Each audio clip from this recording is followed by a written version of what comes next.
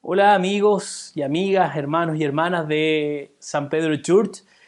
Soy Eleazar Seguel, pastor de Iglesia Curauma, acá en Chile, en una pequeña ciudad naciente que está en las afueras de la ciudad de Viña del Mar y Valparaíso. Plantamos Iglesia Curauma en abril del 2017 y hoy estamos a vísperas de plantar una nueva iglesia en Viña del Mar, una iglesia centrada en el Evangelio y centrada para toda la ciudad, para poder servir a la ciudad de Viña del Mar de la mejor manera posible. Estoy casado con Nancy, tenemos 2 hijos y aunque ustedes no lo crean, tengo una nieta de 1 año, 7 meses, 8 meses y damos gracias a Dios por poder haber plantado esta iglesia y estar pensando en plantar nueva iglesia.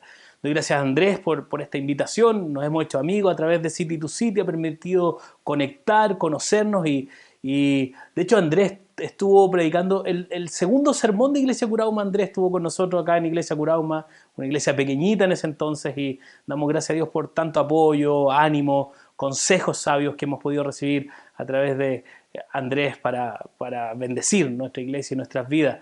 Y agradecerle a ustedes por esta invitación, poder estar hoy día compartiendo la palabra de Dios con ustedes es un honor, una bendición, y qué bueno que tenemos estos medios, grabar online, damos gracias a Dios por eso. Y hoy día sé que ustedes están en esta serie de vísperas de Semana Santa, de celebrar la resurrección de nuestro Salvador. Y hoy tengo que compartirles un tema que me agrada, me atrae mucho y me llena de pasión, y que es poder hablar con ustedes acerca de la autoridad de Jesús. Y quiero invitarles a un pasaje, tal vez conocido para muchos de ustedes, desconocido para otros, que está ahí en Lucas capítulo 7, versículo 1 al 10. Y quiero leerlo para ustedes. Dice: cuando terminó de hablar al pueblo, Jesús entró en Capernaum. Había allí un centurión cuyo siervo, a quien él estimaba mucho, estaba enfermo, a punto de morir. Como oyó hablar de Jesús, el centurión mandó a unos dirigentes de los judíos a pedirle que fuera a sanar a su siervo. Cuando llegaron ante Jesús, le rogaron con insistencia: este hombre merece que le concedas lo que te pide. Aprecia tanto a nuestra nación que nos ha construido una sinagoga. Así que Jesús fue con ellos. No estaba lejos de la casa cuando el centurión mandó unos amigos a decirle: Señor, no te tomes tanta molestia, pues no merezco que entres bajo mi techo. Por eso ni siquiera me atreví a presentarme ante ti. Pero con una sola palabra que digas, quedará sano mi siervo. Yo mismo obedezco órdenes superiores y además tengo soldados bajo mi autoridad. Le digo a uno: ve, y va, y al otro: ven, y viene. Le digo a mi siervo: haz esto, y lo hace. Al oírlo, Jesús se asombró de él, y volviéndose a la multitud que lo seguía, comentó: les digo que ni siquiera en Israel he encontrado una fe tan grande. Al regresar a casa, los enviados encontraron sano al siervo. Quiero invitarte a orar, iglesia, para pedirle a Dios que Él pueda dirigirnos en la conversación, en la charla del día de hoy, y poder disfrutar la palabra de Dios. Dios Todopoderoso, gracias te damos, Señor, por esta instancia que tenemos de poder disfrutar de tu palabra. Habla a nosotros, nuestros corazones, aquellos que creemos en ti, que podamos ser confrontados y desafiados a vivir conforme tu palabra, a renunciar a nuestro pecado y poder reconocer tu salvación. Y aquellos que no creen en ti, Señor, que pueda ser un sermón que los desafíe a poder pensar nuestras vidas y poder ver cómo el cristianismo es una tremenda propuesta de vida. Gracias, Señor, por este tiempo. Glorifícate en nuestra conversación. Gracias. Amén. Bueno, en el contexto que te comentaba, en el cual plantamos la iglesia que hoy pastoreo, es un contexto muy secularizado, muy progresista. Mucha gente de ellos defraudados de la iglesia, muchos anticristianos inclusive. Entonces, cuando comento a lo que yo me dedico, les sorprende esto de ser pastor. Soy director ejecutivo en una fundación cristiana, Fundación Generación, y muchos de ellos me preguntan: ¿qué te hizo querer hacer esto? No pareces pastor, me dicen, lo cual yo no sé cómo tomar eso en verdad. Podría ser bueno o malo que no parezca pastor. Pero esto es lo que he notado que a veces sucede en estas conversaciones. Estas personas no necesariamente tienen nada en contra de lo que hago. A veces sí lo tienen, pero en su mayoría simplemente no entienden por qué querría tomar mi fe tan en serio. No se conecta con ellos, la iglesia, la religión, la Biblia, todo esto. A muchas personas les parece algo que creen que la sociedad acaba de dejar atrás o que ha perdido la necesidad. La iglesia no es necesaria para la sociedad en la cual vivimos muchas veces. Y honestamente esto puede ser difícil de escuchar muchas veces para nosotros. Te hace dudar de ti mismo. Y es casi como una batalla espiritual y una lucha interna, porque estas personas son genuinas. Están buscando la verdad y el significado, al igual que tú y yo, pero ven el mundo de manera tal vez distinta a nosotros. Y esto puede perturbarte, hacer que te sientas inseguro en tu propia fe. Y sé que hay explicaciones intelectuales para este cambio en nuestra cultura y nuestra sociedad en los últimos años, en la comunicación, el transporte, el comercio. Y reúne a más tipos diferentes de personas de distintas culturas, lo que a veces conduce a la erosión de las tradiciones. Esto es lo que temían los israelitas en el exilio en Babilonia, que se asimilaran tanto a la cultura babilónica, que ya no pudieran transmitir su fe a la siguiente generación. Entonces, cuando tienes una mayor diversidad de visiones del mundo concentradas en áreas geográficas más pequeñas, simplemente tiende a relativizar algunas de las convicciones fundamentales de las personas. Y hay aspectos tan positivos como negativos de esta nueva realidad. Uno de los mayores desafíos que vemos, y creo que este es el tema de la lectura que tenemos esta mañana, de alguna manera este es un tema de autoridad. Y dónde la sociedad, dónde las personas encuentran esta autoridad. Y la autoridad es algo que todos experimentamos e interactuamos a diario en diferentes áreas de nuestra vida.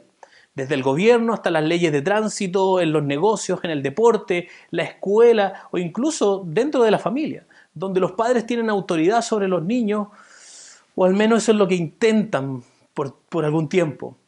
Y se cuestiona la autoridad cuando la gente no está contenta con algo. Pero parece que se cuestionan especialmente en estos días. Tenemos una sociedad que cuestiona mucho la autoridad. Sin embargo, solo piensa en nuestras propias historias recientes.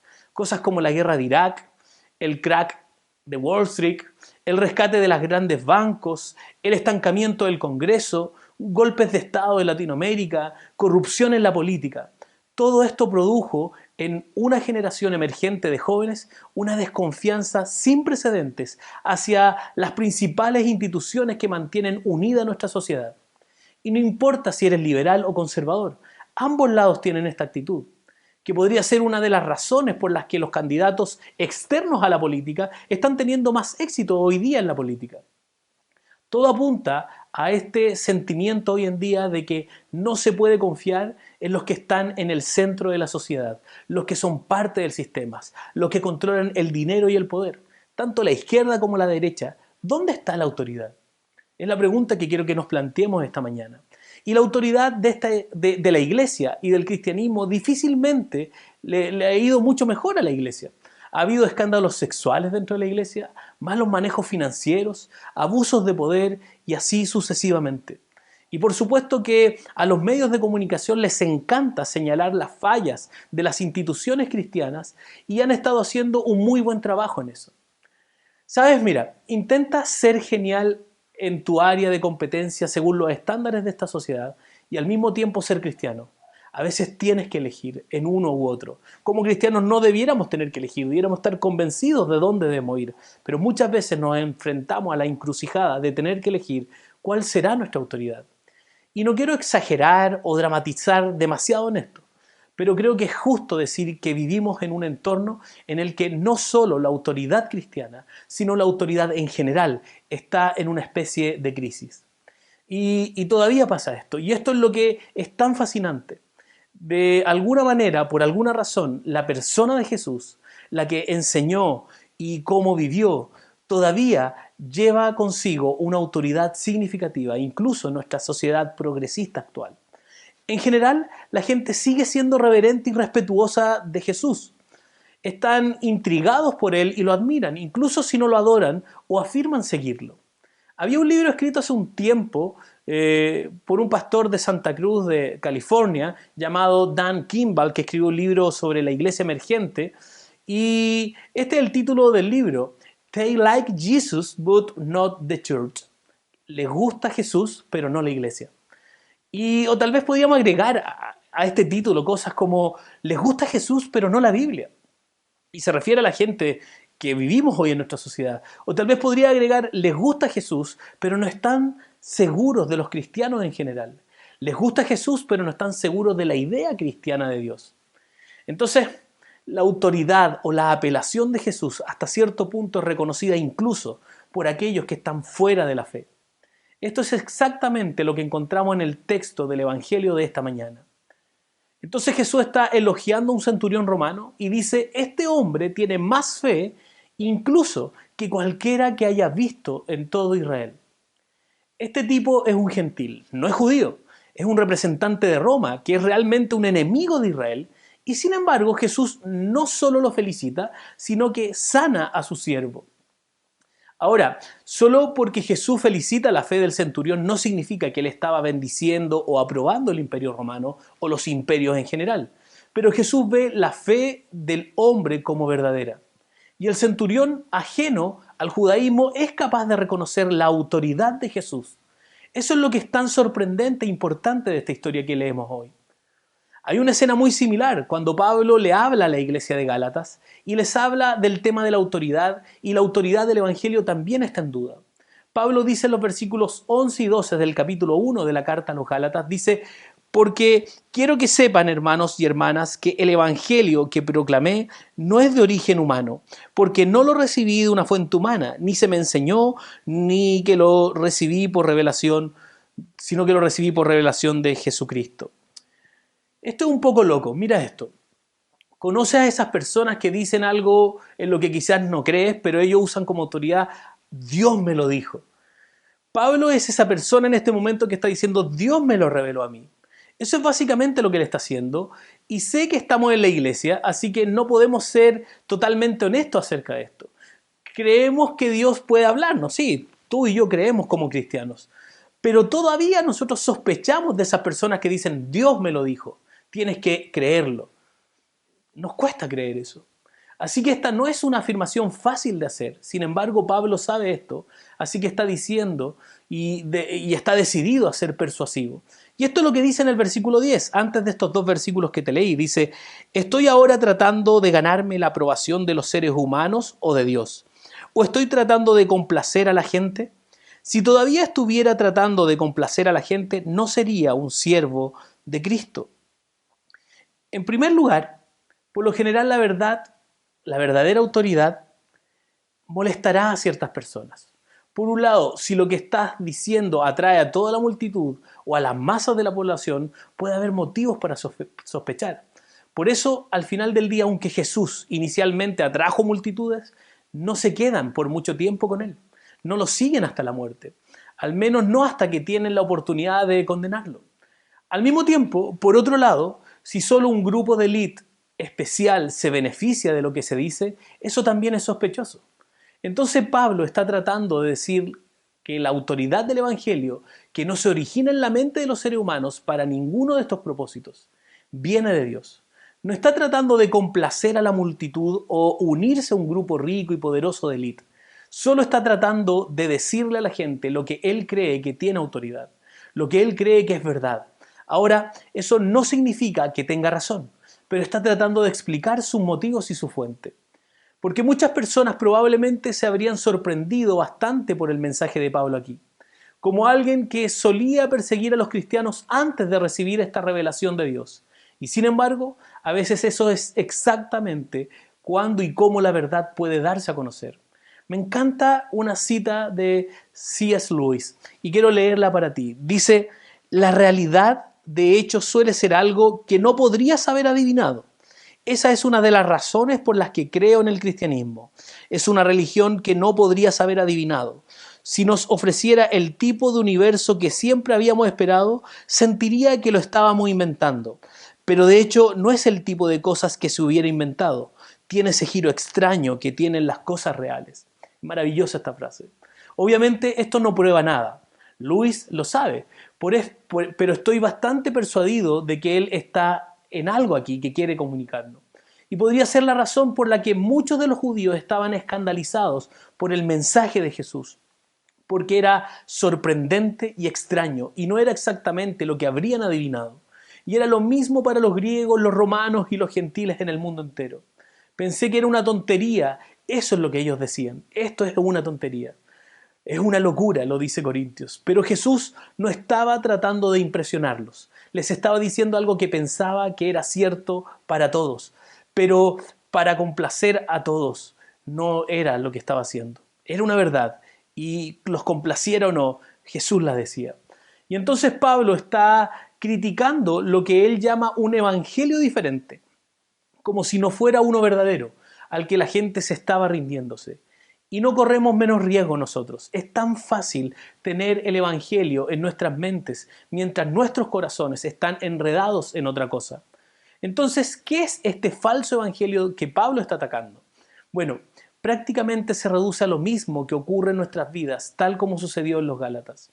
Me gusta la forma en que Tim Keller lo dice. De hecho, en el libro que algunos de nosotros hemos leído tal vez, que en español se llama Cada buen esfuerzo. Él dice esto, y esto es una traducción personal, pero quiero leerla para ti. Dice, sin una comprensión del Evangelio, seremos ingenuamente utópicos o cínicamente desilusionados. Estaremos demonizando algo que no es lo suficiente malo como para explicar el lío en el que estamos, o estaremos idolatrando algo que no es lo suficientemente poderoso como para sacarnos de él. Entonces, el falso evangelio es simplemente lo que sucede cuando culpamos nuestros problemas a algo más que el pecado. Por lo general es otra persona, otro grupo o una situación en la que hemos sufrido una injusticia o hemos sido víctimas a veces de manera terrible. Así que no es que nunca haya ninguna justificación para la ira frente a las malas acciones. Sí, la hay, pero Dios es un Dios de justicia y misericordia. Pero el evangelio falso entra cuando ponemos nuestra confianza en algo que no es la gracia de Dios para arreglar o corregir un error. Y por lo general, esta confianza se deposita en nosotros mismos o en otra persona. Nuestro propio pensamiento correcto o nuestras buenas acciones. Ok, yo estoy, y esto es lo que estaban haciendo los Gálatas, con su identidad étnica judía, sus leyes alimentarias, las prácticas de la circuncisión, imponiéndola a los gentiles para su inclusión. ¿Acaso no es así siempre en todos los grupos que exigen ritos, reglas que hay que cumplir para poder ser incluidos? Bueno, debido a que todos estamos involucrados en el pecado, no podemos simplemente separar el mundo en bien y el mal. Ese es el tipo de pensamiento que se usa para justificar la guerra, la condenación, la justicia propia. Pero somos parte del mal en el mundo. Esa es la mala noticia de la buena noticia. Y no hay excepciones. Puede que ahora no seamos tan responsables de algunas cosas como otras, pero seguimos siendo responsables. Entonces la gran pregunta que yo planteo esta mañana a través del texto que hoy leímos, ¿dónde está la autoridad? ¿Y por qué incluso cuando la gente mira tan desfavorablemente a los cristianos, Jesús logra tener todavía algo de autoridad? Bueno, una cosa que Jesús parece hacer siempre es lidiar honestamente con el pecado, nombrándolo, exponiéndolo, cortar la forma en que tratamos de encubrirlo, pero luego tratándolo no con culpa o castigo, sino con la única cura que existe, que es la gracia y la misericordia de Dios. Honestidad sobre el pecado, compasión hacia los pecadores y rescate para las víctimas, para los débiles, para los vulnerables, para los forasteros. Jesús toma el pecado totalmente en serio y la gracia totalmente en serio. Eso no está pasando de moda. Por eso siempre tiene autoridad. Es la autoridad de la verdad que sana y redime y siempre está tratando de transformarnos. Todavía estamos trabajando en nuestra transformación, pero está sucediendo y seguirá sucediendo. Juzga un árbol por su fruto, dice Jesús en otra parte. El centurión, ¿qué hace? Ve ese fruto en Jesús y lo hace fecundo. Le da fe. Es generoso, humilde y pagano. No hay límites en estas cosas. Por eso siempre tiene autoridad. ¿Qué hizo Jesús con su autoridad? ¿Se enseñoreaba de los demás? No. El Hijo del Hombre no vino para ser servido, sino para servir y dar su vida en rescate por muchos. Podemos temer la autoridad de otros, o temer la autoridad, o tener por autoridad otras cosas, pero si acudimos a Él, a Jesús, no tenemos nada que temer en la autoridad de Jesús. Se le ha dado toda autoridad en el cielo y en la tierra. ¿Y qué hace Jesús con su autoridad? La usa para nuestro bien. Él va a la cruz, murió por nosotros, Él salva nuestras almas y con esa misma autoridad resucita, llevando a muchos hijos a la gloria. Esas son realmente buenas noticias, porque si tú eres como yo, parece que no podemos actuar bien. Vamos a fallar, vamos a hacerlo mal. Si mi salvación dependiera de que yo me mantuviera al día, nunca lo lograría. Pero no depende de mí, depende de Jesús. Jesús tiene autoridad sobre mí y también tiene autoridad sobre ti. Cuando parece que no puedes mejorar, Jesús tiene autoridad para salvarte de ti mismo. Cuando caes en la trampa de la tentación, Jesús tiene autoridad para librarte de las tinieblas. Cuando tu corazón está roto, Él tiene la autoridad para vendarlo nuevamente. Cuando te sientas desesperado y desesperanzado, Él tiene autoridad para poner esperanza en lo profundo de tu corazón.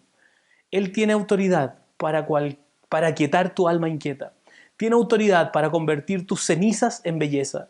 Y cuando caigas en el sueño de la muerte, algún día en el futuro, o la muerte esté rodeando en tu familiar, en tu entorno cercano, Él tiene autoridad para un día resucitarte. Jesús tiene la autoridad para arreglar todo en lo más profundo de tu ser y nadie podrá detenerlo.